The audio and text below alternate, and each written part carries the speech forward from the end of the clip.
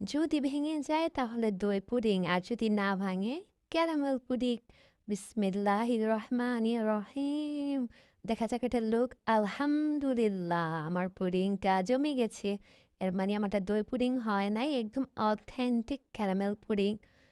এবার একদম আগারগাঁও স্টাইলে কাট করা হবে আমার এই পুডিংটা। পার পিস মাত্র 50 টাকা, মাত্র 50 টাকা।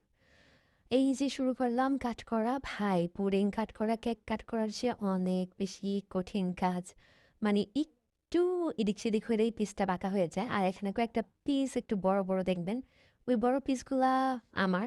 সো কেউ মাইন্ড করবেন না যে পিসগুলো কেন সমান হয় নাই, কারণ বাসায় সব বড় বড় পিসগুলো আমারই হয়।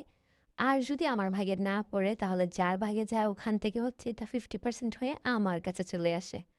তো আমার ডান্সিং পুডিংটা রেডি। তোমায় দেব মিষ্টি কিছু যদি তোমায় পাই, তোমায় আমি ভালোবাসি, তোমায় আমি চাই, উড়ি উড়ি রে বাবা গানের মাথা বুঝি না। আবার ডান্সিং পুডিংটা খুবই সুন্দর হয়েছে। এই যে দেখেন খুব সুন্দরভাবে জমেছে। মানে ওই আন্টি তো বলেছিল যে আম, দই দই পুডিংটাই নাকি ওনার অথেন্টিক। আচ্ছা যাই হোক, ওই তর্কে না যাই।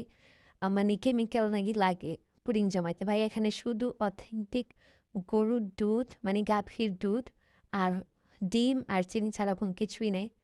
তো ওইটা কিভাবে জমছে আমি জানি না, আমি এটা ওভেনে বেক করছি। সো কেমন লাগলো জানাবেন। Thank you so